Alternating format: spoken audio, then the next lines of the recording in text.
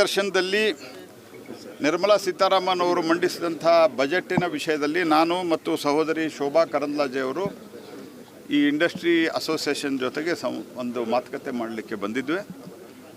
ಭಾಳಷ್ಟು ದೊಡ್ಡ ಪ್ರಮಾಣದಲ್ಲಿ MSMEಗಳಿಗಿರ್ಬೋದು, ಒಟ್ಟಾರೆ ದೇಶದ ಅಭಿವೃದ್ಧಿಗೆ, ಇಂಡಸ್ಟ್ರಿ ಗ್ರೋತಿಗೆ ಸಂಬಂಧಿಸಿದಂತೆ ವಿಷಯಗಳನ್ನು ನಾವು ಇಟ್ಟಿದ್ದೇವೆ. ಈಗ ಕಾಂಗ್ರೆಸ್ ಪಾರ್ಟಿ ಯಾವ ರೀತಿ ದೇಶದಲ್ಲಿ ನಡ್ಕೊಳ್ತಾ ಇದೆ ಅನ್ನೋಂಥದ್ದನ್ನು ನೋಡಿದ್ರೆ ಭಾಳಷ್ಟು ಜನರಿಗೆ, ಪ್ರಜ್ಞಾವಂತ ಜನರಿಗೆ ಮನಸ್ಸಿಗೆ ಆಘಾತವಾಗಿದೆ, ಖೇದವಾಗಿದೆ. ಅವರು AI ಸಮಿಟ್ದಲ್ಲಿ 29 ಜನ, 29 ಜನ ಮಂತ್ರಿಗಳು, 45 ಜನ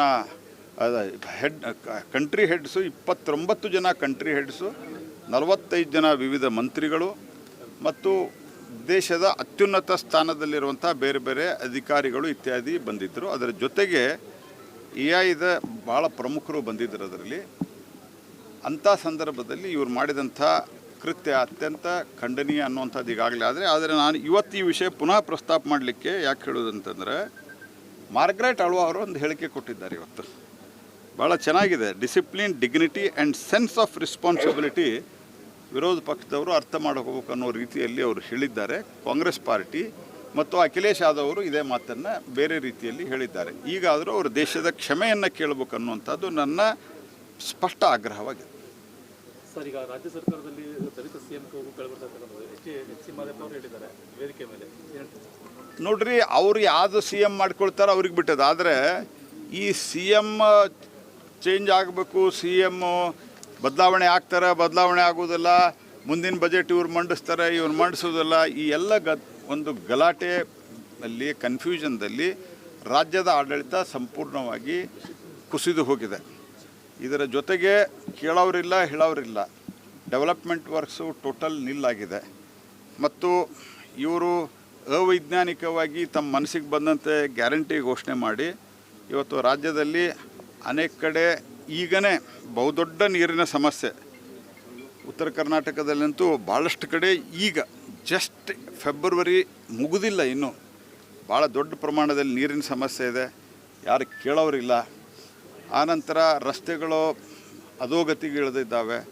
ಈ ರೀತಿ ಹಲವಾರು ರೀತಿಯಲ್ಲಿ ಆಡಳಿತ ಕುಸಿದು ಬಿದ್ದರೂ ಸಹಿತ ಇವರು ತಮ್ಮ ಜಗಳದಲ್ಲಿ ತೊಡ್ಕೊಂಡಿದ್ದಾರೆ. ಈಗ ಬಹುತೇಕ ನನಗೆ ಅನ್ನಿಸ್ತದೆ ಚೇಂಜ್ ಮಾಡ್ತಾರೆ ಅಂತನ್ನೋದು ಒಂದೆಲ್ಲೋ ಹೊಸ ಸುದ್ದಿ ಅವರೇ ಬಿಡ್ತಾರೆ. ಆನಂತರ ಅವರ ಪಕ್ಷದ ಆಂತರಿಕ ಒಂದು ಭಿನ್ನಮತದಿಂದಾಗಿ ಈಗ ಅವರೇನು ಹೇಳ್ತಾ ಇದ್ದಾರೆ, ದಲಿತ CM ಮಾಡಬೇಕು ಅಂತ. ದಲಿತ CM ಆದರೆ ನಾವು ಸ್ವಾಗತಿಸ್ತೀವಿ. ಆದರೆ ದಲಿತ CM ಈಗ ಯಾಕೆ ತರ್ತಾ ಇದ್ದಾರೆ ಅಂತಂದರೆ, ಇವರಿಬ್ಬರ ಜಗಳಕ್ಕೆ ಒಂದು ಹೊಸ ಆಯಾಮವನ್ನು ಕೊಡ್ಲಿಕ್ಕೆ ತರ್ತಾ ಇದ್ದಾರೆ ಹೊರತಾಗಿ ದಲಿತ CM ಮಾಡಬೇಕನ್ನುವಂಥ ಕಳಕಳಿ ಅವ್ರಿಗೆ ಯಾವುದೂ ಇಲ್ಲ.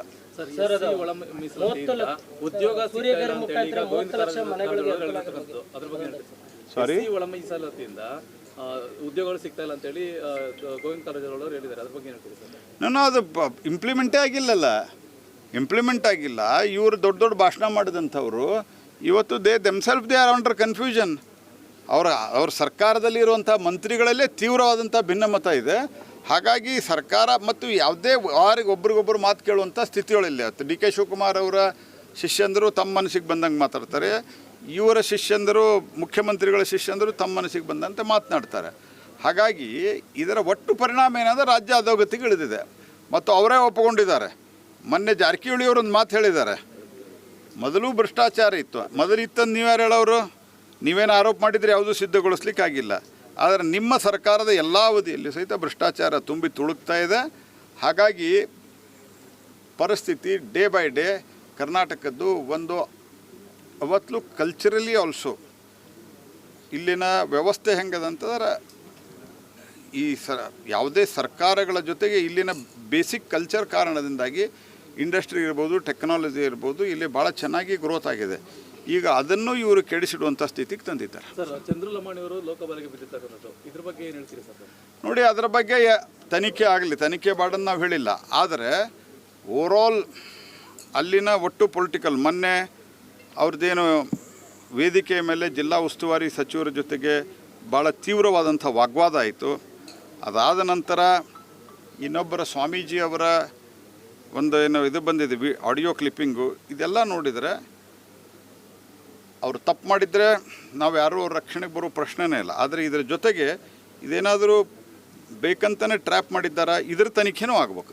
ದೆಹಲಿ ಒಳಗೆ ಎ ಪ್ರೋಗ್ರಾಮ್ನಲ್ಲಿ ಕಾಂಗ್ರೆಸ್ನವರು ಅದು ಹೇಳಿದ್ನಲ್ಲ, ಫಾಸ್ಟಿಂಗೇ ಹೇಳಿಬಿಟ್ಟದನ್ನು, ಸ್ಟಾರ್ಟಿಂಗೇ ಹೇಳಿದೆ, ಸೂರ್ಯಗರ್ದು ಹೇಳಿದ್ದೇನೆ. ಈಗ ನಿಮ್ಮೂರಿನಿಂದ ವಿಶ್ವ ಮಟ್ಟದವರೆಗೆ ರಾಜಕೀಯ, ಸಿನಿಮಾ, ಸ್ಪೋರ್ಟ್ಸ್ ಯಾವ ಸುದ್ದಿಯೂ ಮಿಸ್ ಆಗಲ್ಲ.